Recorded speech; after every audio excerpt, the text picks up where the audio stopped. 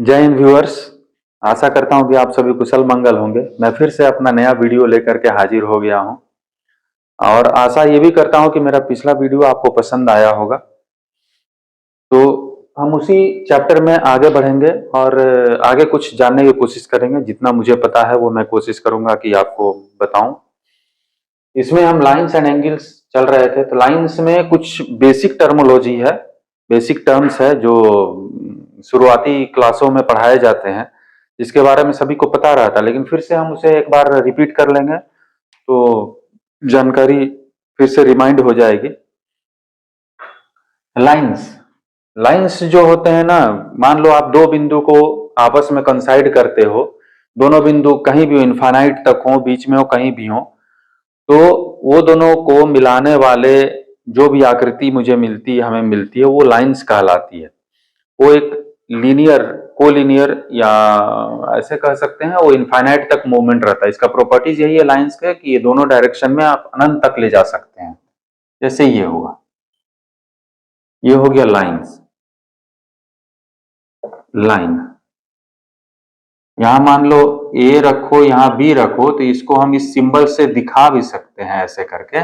इसका मतलब कि ये लाइंस है, ये भी लाइंस। दूसरा आता है लाइन सेगमेंट।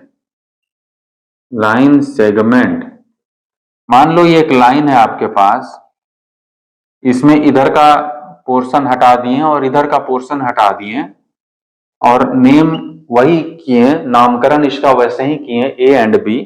तो ये जो आकृति मुझे मिली ये लाइन सेगमेंट कहलाएगी।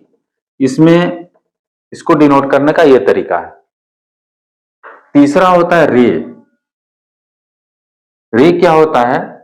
जो भी लाइन है इसमें एक हिस्सा स्टॉप रहेगा, नामकरण वही, नोमेनक्लेचर वही रहेगा, या इसको आप बदल भी सकते हैं, सी डी ए बी, जो भी अल्फाबेट है आप रख सकते हैं, कुछ भी रख सकते हैं। तो इसमें दिखाने का जो भी तरीका है ऐसे है। रेज में एक तरफ फुल्ली स्टॉप रहता है, रेज एक डायरेक्शनल में जा सकते हैं इनफाइनाइट तक। लाइन सेगमेंट कंप्लीटली ब्लॉक होता है, छोटा पार्ट होता है लाइन का, इसको हम लाइन सेगमेंट कहते हैं। और लाइंस तो है कि दोनों साइड में इनफाइनाइट तक वो मूवमेंट रहता है, उसका मेजर रहता है, वो जा सकता है। तो ये लाइंस का छोटा छोटा पार्ट है जो बेसिक है, बेसिक है। इससे आगे हम एंगल्स के बारे में जानते हैं। अभी हम एंगल्स के बारे में थोड़ा सा देखेंगे कि एंगल्स कौन कौन से होते हैं, कैसे होते हैं, और उसको कैसे हम समझ सकते हैं। पहला होता है acute angle.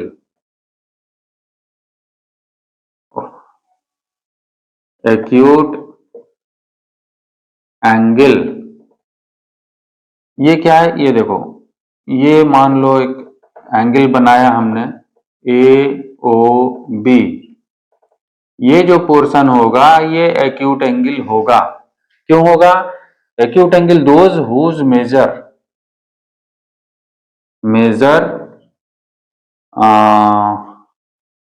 Less than 90, less than 90 degree. ये डिग्री है, डिग्री को ऐसे दिखाते हैं, छोटा हो, जीरो। एक्यूट एंगल उसे कहते हैं जिसका मेजर लेस देन 90 हो। 90 डिग्री से कम वाले एंगल को हम एक्यूट एंगल कहते हैं। तो यहां पर इस एंगल को कैसे डिनोट करेंगे? एंगल ए ओ बी बराबर 90 डिग्री, सॉरी, ये लेस देन 90 है, ये जो है लेस देन 90 है। Angle A O B less than 90 degree, ये हो गया एक्यूट एंगल। इसको आप नहीं भी लिखोगे तो चलेगा, ये समझना ये मेजर्स लेस देन 90, जिसका मेजर लेस देन 90 है, ये हो गया एक्यूट एंगल। तो फर्स्ट नंबर इसको आप दे सकते हो। दूसरा हो गया obtuse angle. Obtuse angle, obtuse angle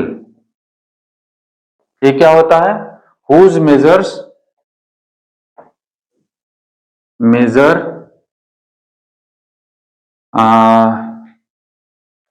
more than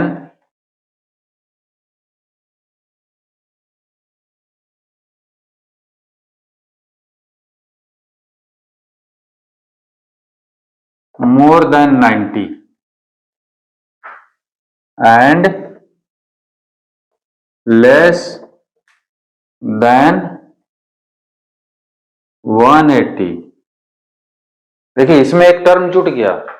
obtuse angle किसे कहते हैं? मोर देन 90 एंड लेस देन 180, तो इसे हम ऑब्ट्यूज एंगल कहेंगे। इसका क्या ड्रॉ, आप छोटा एक ड्रॉ कर सकते हैं। इसमें ड्रॉ में क्या करेंगे, ये देखो ऐसे करके बनाते हैं,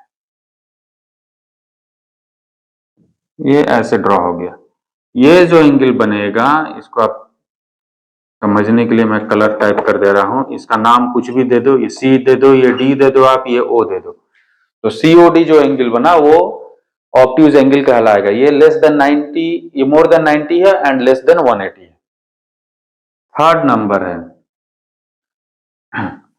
थर्ड नंबर क्या होगा? ऑब्ट्यूज एंगल के बाद में आप चले आओ राइट एंगल।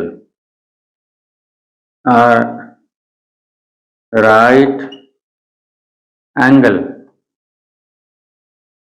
राइट एंगल क्या होता है? हुज मेजर इक्वल टू 90, एकदम एग्जैक्टली 90 डिग्री होगा ये। इसी को हम राइट एंगल बोलेंगे। जैसे ये एकदम सीधा खड़ा, सी ओ डी, ये ऐसे सिंबल इसका आता है। ये एकदम 90 डिग्री, इसको हम राइट एंगल बोलते हैं। Acute angle less than 90, obtuse angle whose measure more than 90 but less than 180 degree, and right angle हो गया मेजर इक्वल टू 90 डिग्री। आगे फिर रिफ्लेक्स एंगल एंड ये देखते हैं रिफ्लेक्स एंगल। अभी हम रिफ्लेक्स एंगल के बारे में जानेंगे। राइट एंगल तक हमने देखा क्या होता है, right angle, obtuse angle, acute angle. अभी रिफ्लेक्स एंगल के बारे में जानेंगे। रिफ्लेक्स एंगल का मतलब होता है मेजर हुज मेजर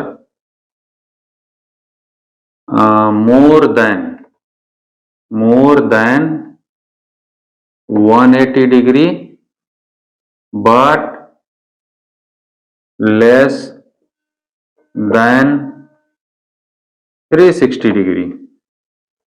इसको आप देखिए कैसे ड्रॉ कर सकते हैं। ऐसे एक लाइन है और ये इधर एक आया, तो ये जो एंगल बनेगा, this one is reflex angle, this one is reflex angle.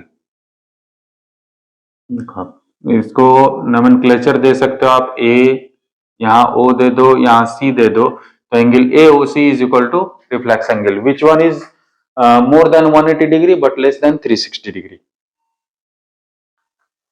This one is fourth number and again 5 number. अगला है स्ट्रेट एंगल। स्ट्रेट एंगल, जैसे राइट एंगल का मेजर 90 डिग्री होता है, वैसे ही स्ट्रेट एंगल का मेजर 180 डिग्री होता है। मेजर्स 180 डिग्री, स्ट्रेट एंगल का मेजर 180 डिग्री होता है। ये जैसे यहां एक पॉइंट है, यहां जो एंगल बनेगा ये हमारा 180 डिग्री बनेगा, इसको हम स्ट्रेट एंगल बोलेंगे। इधर ए इधर सी, तो ए ओ सी स्ट्रेट एंगल हो गया 180 डिग्री। नेक्स्ट है complete angle. Complete angle, complete angle का मेजर क्या होता है? Measures 360 degree. 360 डिग्री का जो एंगल होता है उसे हम कंप्लीट एंगल बोलते हैं। इसका पिक्चर क्या बनाओगे, ये देखो आप ऐसे, ये पूरा 360 है। इस पे चारों राउंड घूम जाएंगे तो 360 बनेगा, ऊपर का 180 नीचे का 180, तो ये कंप्लीट एंगल हो गया। अभी लाइंस के बारे में मैंने बताया, एक रफ हम लोग सरसरी नजर देखें क्या है। एंगल्स भी मैं 6 तरह के यहाँ पर डिफाइन किए हैं, जो आपको समझ में जरूर आया होगा। अगर नहीं समझ में आया होगा तो आप कमेंट बॉक्स में लिखें। और मेरे वीडियो को वॉच करें। यदि समझ में आए, पसंद आए तो लाइक सब्सक्राइब जरूर करें और बेल आइकन दबाएं ताकि अगले वीडियो का नोटिफिकेशन आपको मिलता रहे। बाकी ये इतने तक करके मैं अभी ये वीडियो समाप्त करना चाह रहा हूं। इसके बाद अगले वीडियो में मैं फिर से आपको pair of angles, linear pair, vertical opposite angle, ये सब डिफाइन करूंगा। उसके ऊपर के कुछ कुछ प्रॉब्लम्स लेकर के मैं जरूर उपस्थित होऊंगा और जल्द से जल्द उपस्थित होऊंगा। जय हिंद।